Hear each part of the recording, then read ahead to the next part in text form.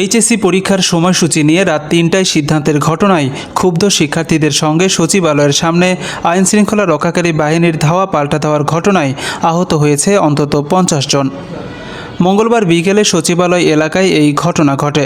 পরে পৌনে ৫টার দিকে আহত অবস্থায় তাদেরকে উদ্ধার করে ঢাকা মেডিকেল কলেজ হাসপাতালে জরুরি বিভাগে নিয়ে আসা হয়েছে।